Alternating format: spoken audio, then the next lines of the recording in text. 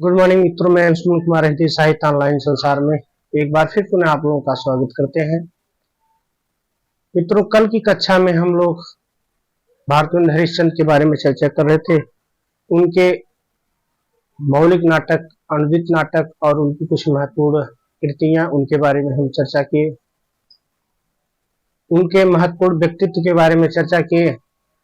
तो आज हम उनकी जो रचनाएं हैं, जो कुछ महत्वपूर्ण रचनाएं हमने देखा था, आज हम उनकी रचनाओं के बारे में विस्तृत रूप से चर्चा करेंगे कि उन रचनाओं का लिखने का उद्देश्य क्या था, उसके पीछे कारण क्या था। कोई न कोई, क्योंकि कोई न कोई रचना या लेख लिखने का उद्देश्य होता है, जिससे उस, चाहे कहानी हो, उपन्यास हो या नाटक, उस कहानी या उपन्यास या नाटक के माध्यम से इस समाज में या किसी मनुष्य के जीवन में परिवर्तन लाने के लिए प्रयास किया जाता था। तो आइए हम इन्हीं सब चीजों पर हम विस्तृत रूप से चर्चा करेंगे। बाबू भारतेंदु हरिश्चंद्र के लिखी कुछ काव्य कृतियां हैं और उन कृतियों के बारे में हम जो है कि विस्तृत रूप से चर्चा करेंगे। आइए चलो देखते हैं।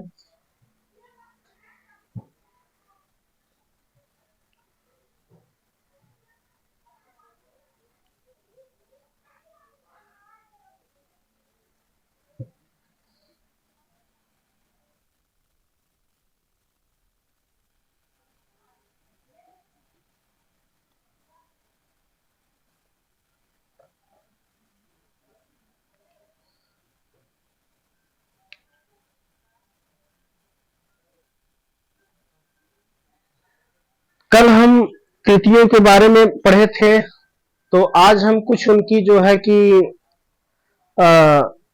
कहानी दो है उसके बारे में देख लेते हैं। वो कहानी कौन कौन सी लिखी है। तो अब लिखिए कहानी।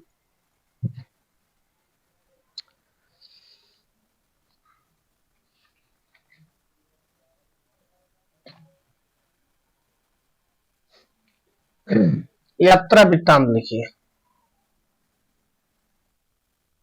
यात्रा वृत्तांत। उन्होंने यात्रा वृत्तांत कौन कौन सा लिखा था? सरयू पार की यात्रा। कौन सी? सरयू पार की यात्रा।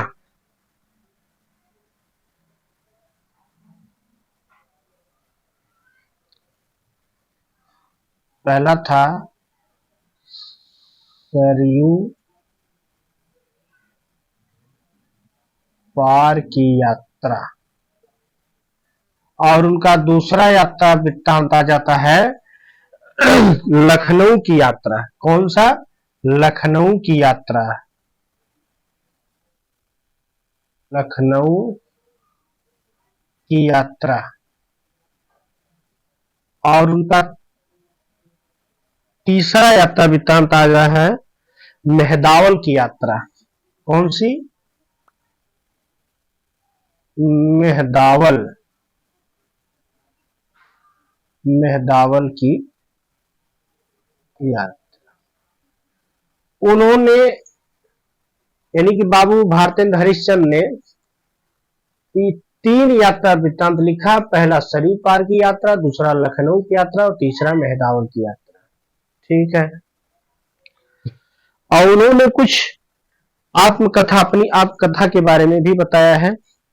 आत्मकथा लिख लेते हैं।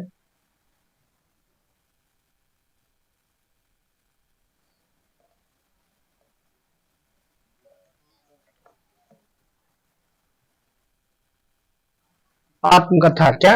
आत्मकथा। आत्मकथा। आत्मकथा उन्होंने किस नाम से लिखा? कुछ आप बीती कुछ जग बीती। कुछ आप बीती कुछ जग बीती।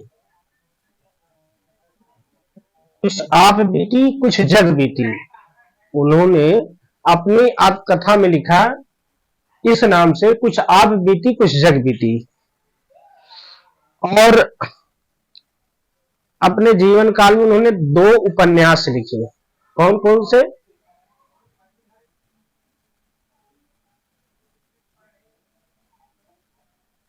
उपन्यास कौन से लिखे? पहला पूर्ण प्रकाश। पूर्ण प्रकाश। और दूसरा लिखे चंद्र प्रभा।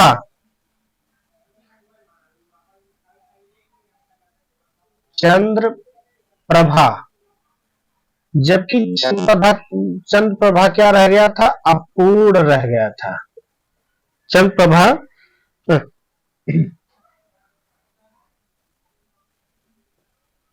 सॉरी,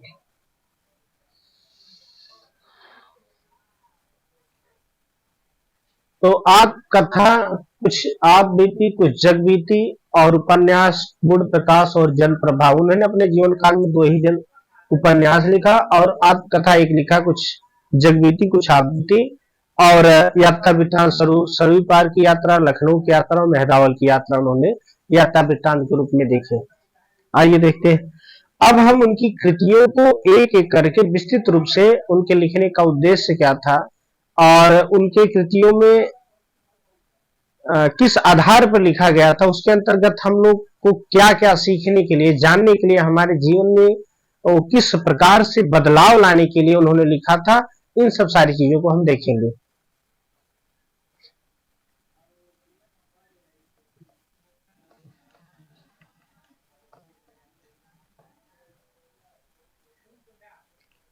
भारतेंदु के अन्य तथ्य। भारतेंदु के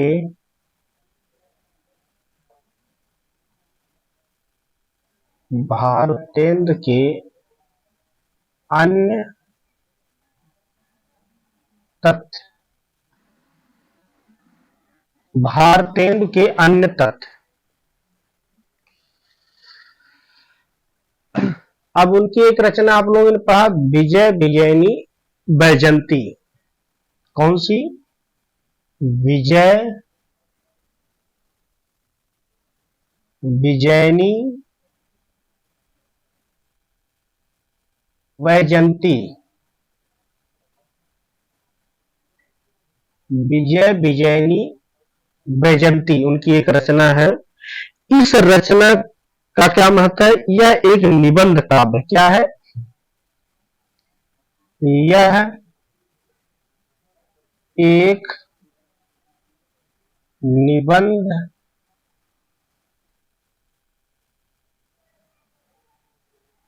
काव्य। विजय वैजयंती क्या है? यह एक निबंध काव्य है जो मिस्र में भारतीय सेना,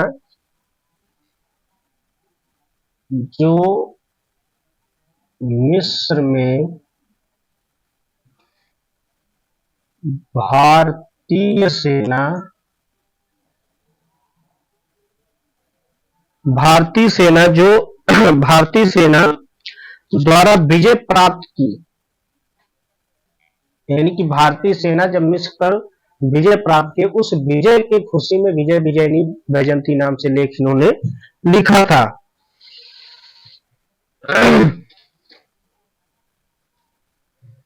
विजय सेना मिस्र में भारतीय सेना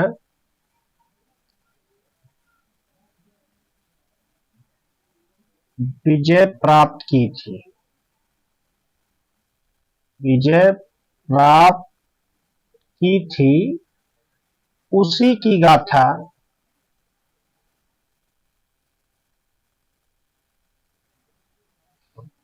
मतलब विजय विजयी वैजंती में यह एक निबंध काम है जो मिस्र में भारतीय सेना यानी कि विजय प्राप्त की थी। इस विजय विजयंती नामक मतलब कि कृत्य में उसी की गाथा को उन्होंने बताया है।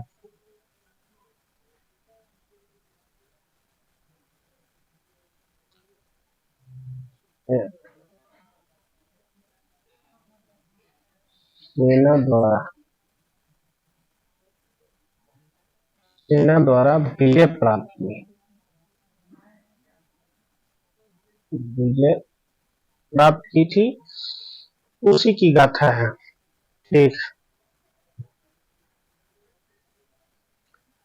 और आगे एक रचना है प्रबोधिनी नाम से। कौन सी? प्रबोधिनी। आप लोग पढ़ा होगा प्रबोधिनी।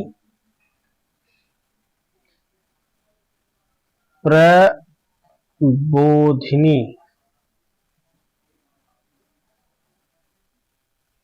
प्रबोधिनी नाम की रचना। इसको लिखने का क्या उद्देश्य था? इस रचना में भारतेंद्र हरिश्चंद्र ने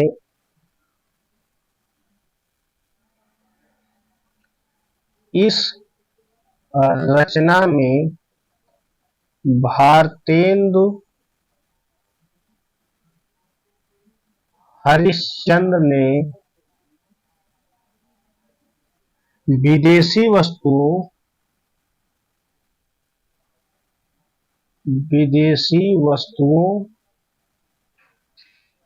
के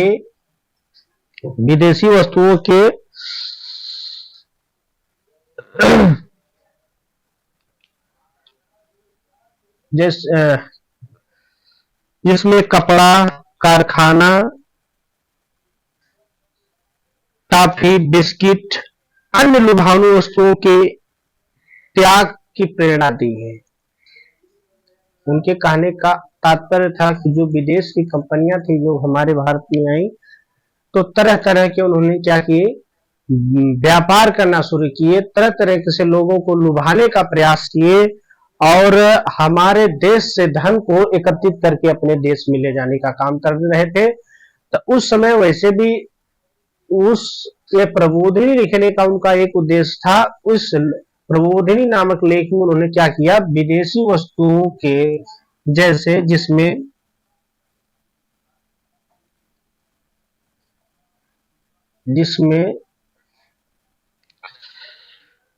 कपड़ा,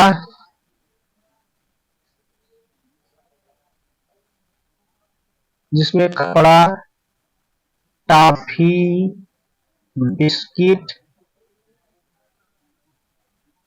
बिस्किट आदि जैसी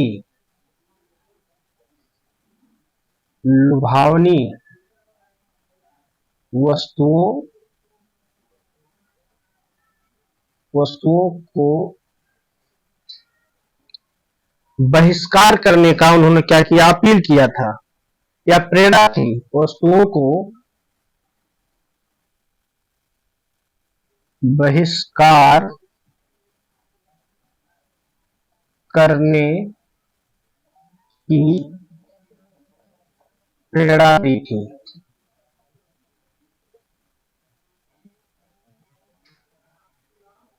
किसने दिया?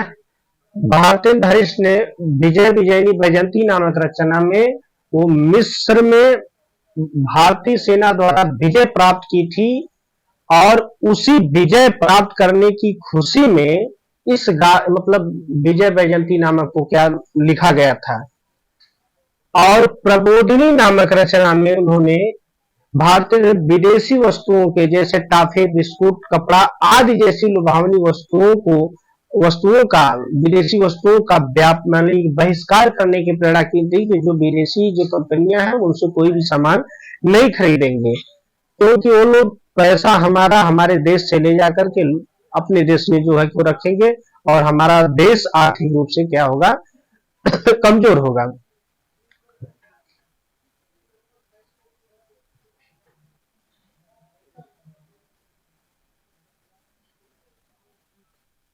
चलिए आगे देखते हैं।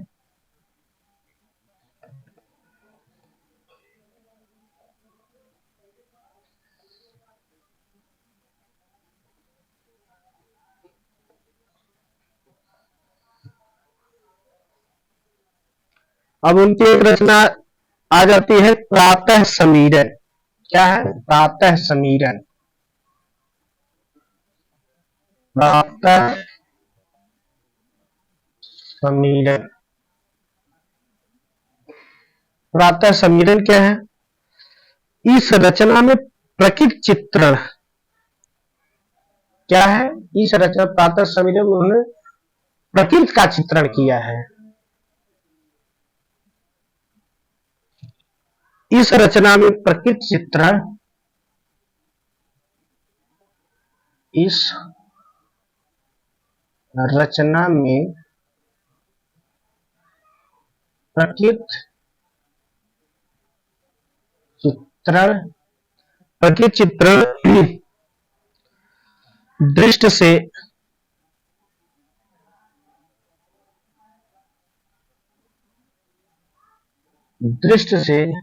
उत्कृष्ट उत्कृष्ट माना जाता है। इस रचना में प्रकृति चित्रण की दृष्टि से उत्कृष्ट माना जाता है।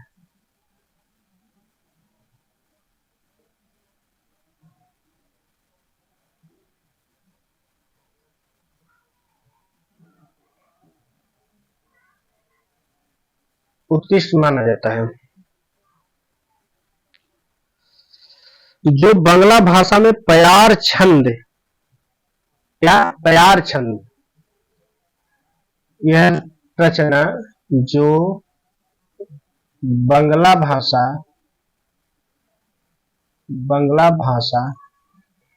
में प्यार छंद, कौन सी छंद? प्यार छंद, यानी बांग्ला भाषा में प्यार छंद प्यार छंद को का हिंदी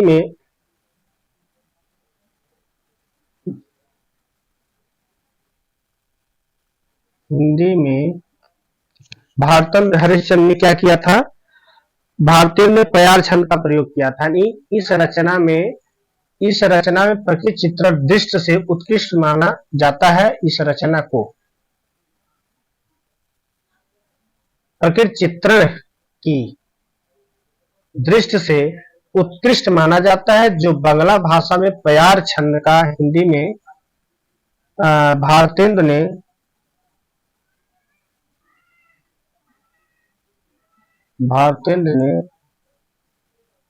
प्रयोग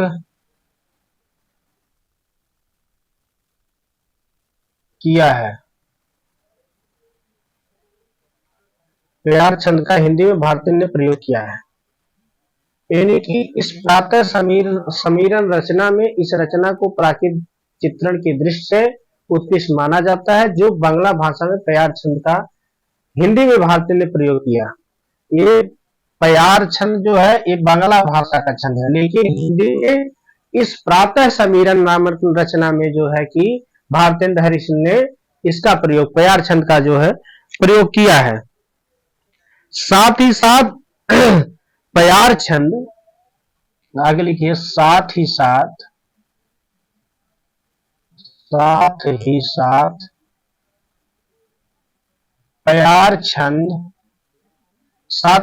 प्यार छंद राष्ट्रीय भावना एवं सांस्कृतिक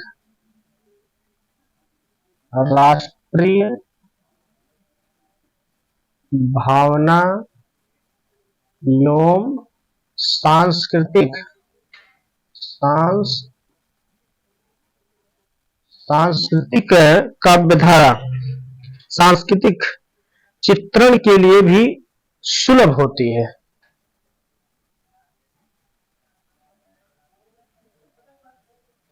चित्रण के लिए सुलभ होती है, यानी प्रातः समीरण नाम की रचना जो है, इस रचना को प्राकृतिक चित्रण की दृष्टि से क्या माना जाता है? उत्कृष्ट माना जाता है। और बांग्ला भाषा की प्यार छंद का प्रयोग हिंदी में भारतेंद्र ने प्रयोग किया है। साथ ही साथ प्यार छंद राष्ट्रीय भावना एवं सांस्कृतिक चित्रण के लिए भी सुलभ होती है। ठीक, आगे देखिए इनकी दूसरी रचना के बारे में। एक इनकी रचना है समधिन मधुमास, ठीक है, समधिन मधुमास।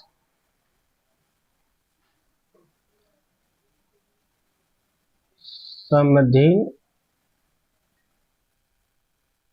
मधुमास। समधिन मधुमास। समधिन मधुमास। इस रचना में भारतेंदु ने बांग्ला भाषा की परौड़ी छंद का प्रयोग किया है। इस रचना में भारतेंदु ने बांग्ला भाषा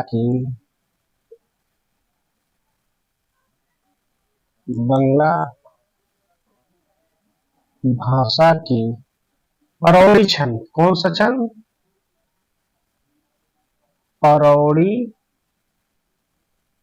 छंद का प्रयोग किए हैं। समधिन मधुमास में पूछ लिया कि कौन सी छंद का प्रयोग किया गया है, तो परौड़ी छंद। परौड़ी छंद किस भाषा का होता है छंद? तो ये बांग्ला भाषा का छंद होता है। अच्छा, अब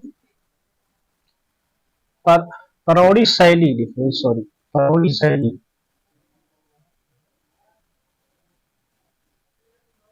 परौड़ी शैली का प्रयोग किए हैं। चलिए आगे देखिए।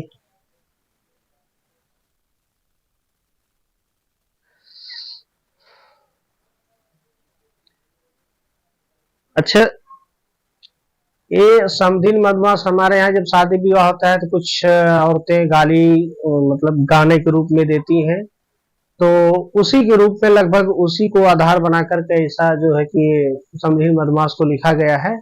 तो आगे उन्होंने जिक्र किया है कि जिसे गाली गायन व स्वीकृत हाजिर जवाबी के लिए प्रयोग किया जाता है।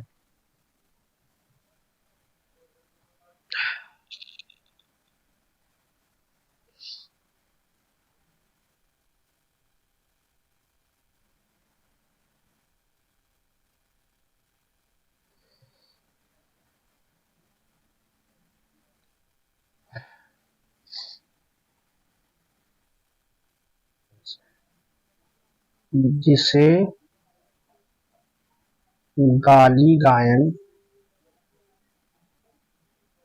गाली गायन या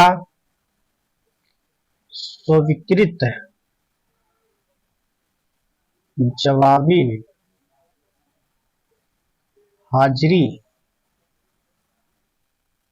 स्वीकृत जवाबी हाजिरी के लिए क्या किया जाता है? जवाबी के लिए प्रयोग किया जाता है।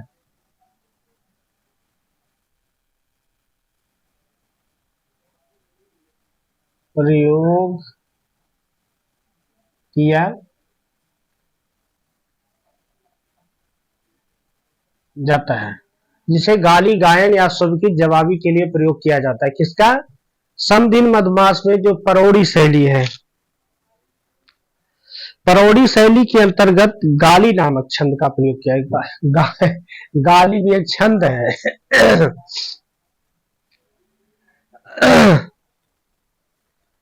परौड़ी शैली के अंतर्गत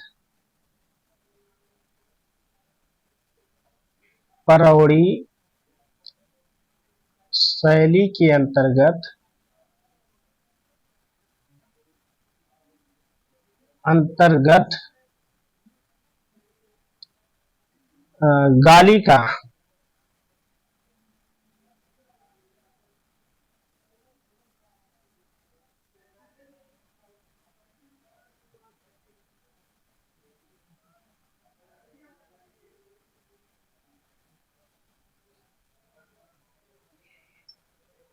गाली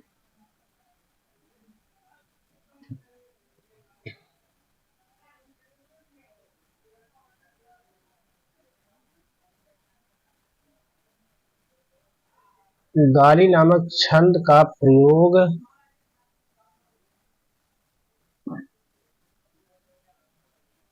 किया जाता है।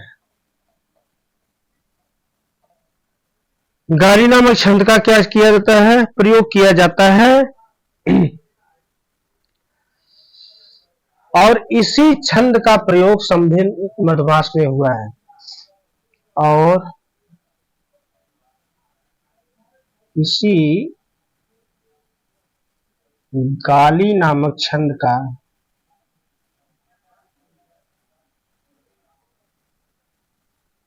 प्रयोग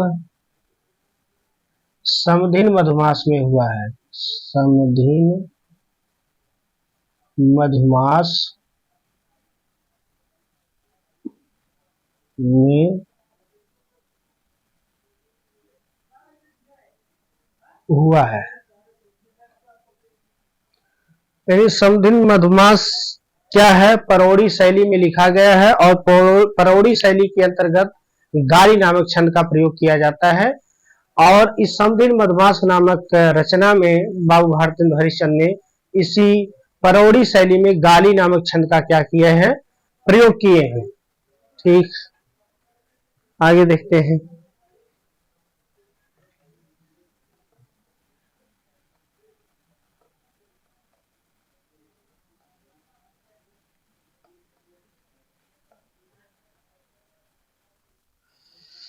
और उनकी एक रचना बंदर सभा, बहुत चर्चित रचना है, बंदर सभा। बंदर सभा, बंदर सभा, इस रचना में भारतेंदु ने परौड़ी शैली का पूर्णतः प्रयोग किया है। इस रचना में भी, इस रचना में भी भारतेंदु ने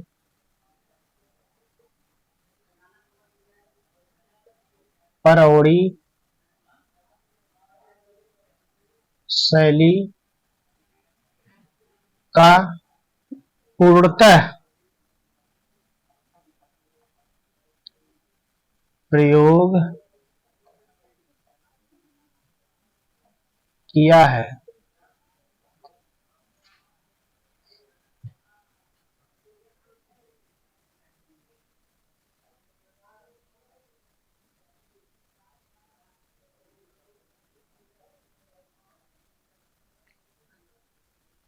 इस शैली में क्या हुआ है, इस रचना में भारतेंदु ने परौड़ी शैली का पूर्णतः प्रयोग किया है। उनकी एक रचना और देखिए, उर्दू का स्यापा।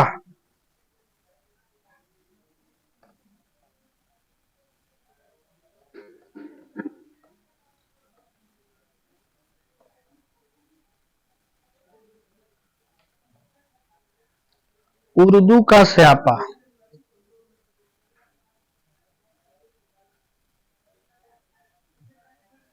उर्दू का स्यापा, उर्दू का स्यापा नामक उनकी एक रचना है। और इस रचना में भारतेंदु ने अरबी फारसी, इस रचना में भारतेंदु ने अरबी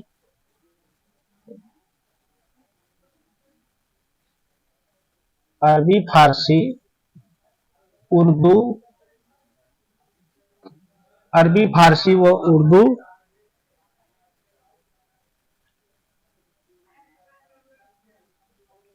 उर्दू के स्यापा, उर्दू के स्यापा नामक काव्य रूप शैली का अपनाया है।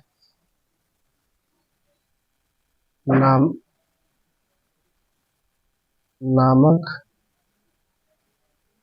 काव्य शैली को अपनाया है। यानी उर्दू का स्यापा नामक रचना में भारतेंदु ने अरबी फारसी व उर्दू के स्यापा नामक काव्य शैली को क्या किया है, अपनाया है। उर्दू का स्यापा नामक काव्य शैली को उन्होंने इस उर्दू के स्यापा नामक रचना में प्रयोग किया है। और ये एक और रचना आ जाती है कि नए जमाने की मुकरी। आगे लिखिए नए जमाने की मुकरी।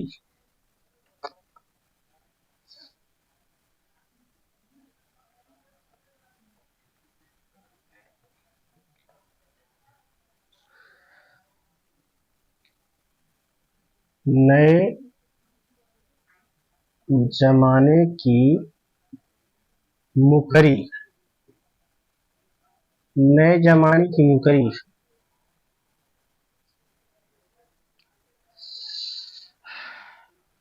मुकरियां कौन लिखा करता था? भारतेंदु हरिश्चंद्र या आधुनिक काल में, और आदिकाल में कौन लिखा करता था? आप लोग कमेंट के माध्यम से जवाब देने का कष्ट करेंगे कि आदिकाल में भी जो वही पहला हिंदी का लगभग हिंदी का प्रयोग किया था, गजल लिखते थे। और आधुनिक काल में भी भारतेंदु हरिश्चंद्र ने जो है क्या मुकरियां लिखने का काम इन्होंने किया। तो देखिए लिखते हैं नामक यानी नए जमाने की मुकरी। इस रचना में भारतेंदु ने नए जमाने की मुकरी में भारतेंदु ने नए जमाने की मुकरी में भारतेंदु ने नए जमाने की मुकरी में भारतेंदु ने मुकरी में सामाजिक राजनीतिक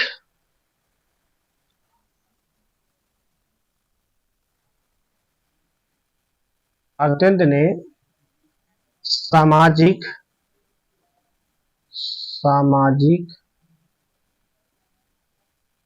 राजनीतिक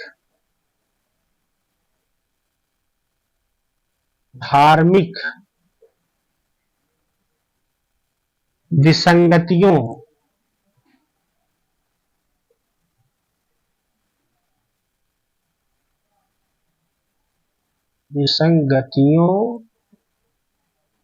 पर व्यंग क्या किया है? विसंगतियों पर व्यंग कसे हैं या व्यंग किए हैं।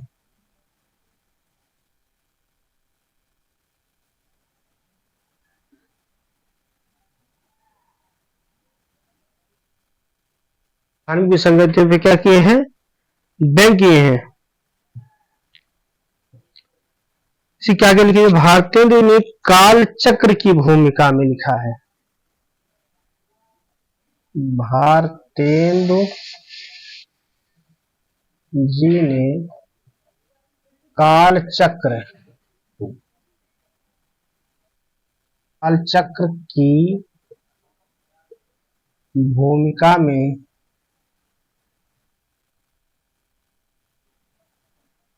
लिखा है। क्या लिखा है? कि हिंदी नए चाल में ढली। क्या? हिंदी इंपॉर्टेंट है, लिख लीजिए हिंदी नए चाल में ढली। क्या हुई? हिंदी नए चाल में ढली। भारतेंदु जी ने काल चक्र नाम मतलब उनकी पुस्तक थी काल चक्र की भूमिका में लिखा है कि हिंदी नए चाल में ढली। ये पूछा गया सवाल है।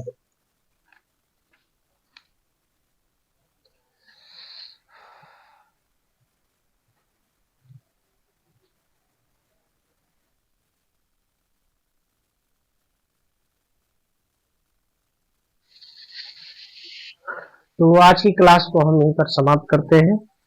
फिर अगली कक्षा में फिर हम और अन्य सारी रचनाओं के बारे में देखेंगे। आज के लिए बस इतना ही। और मित्रों, आप लोग से मेरा निवेदन है कि आप क्लास को ज़्यादा से ज़्यादा शेयर करिए, लाइक करिए और कमेंट करिए। हाँ, कमेंट के माध्यम से आप जो भी त्रुटि हो उसको बताने का प्रयास करेंगे तो हम उसको सुधार करने का प्रयत्न करेंगे। और आप लोग से मेरा निवेदन है कि चैनल को ज्यादा से ज्यादा लोग सब्सक्राइब करें, क्योंकि आप जब सब्सक्राइब करेंगे तो और हमको बल मिलेगा और मेहनत से हमको जो है काम करने की इच्छा जागृत होगी और हम बेहतर से बेहतर कक्षा देने का प्रयास करेंगे। इसलिए आपसे मेरा विनम्र निवेदन है कि आप इस चैनल को जो है ज्यादा से ज्यादा लोगों को, अपने मित्रों को बोलिए सब्सक्राइब करने के लिए, क्योंकि कोई शुल्क नहीं आपको पूर्णतः इस चैनल का उद्देश्य सिर्फ है कि जो लोग मान लीजिए नहीं कोचिंग कर पा रहे हैं, जितना हो सकता है उतना ही क्लास निःशुल्क दिया जाएगा, इसका कोई भी शुल्क नहीं है। लेकिन आप लोगों से बस एक ही विनती कि आप लोग जो है कि ज्यादा से ज्यादा लोग क्लास को शेयर करिए, लाइक करिए और कमेंट करिए और सब्सक्राइब करिए। हाँ, और साथ ही बेल आइकन दबाना न भूलें, क्योंकि जो ही नई क्लास की अपडेट होगी आपके पास तुरंत सूचना जाएगी। तो आज के लिए बस इतना ही। जय हिंद, जय हिंद।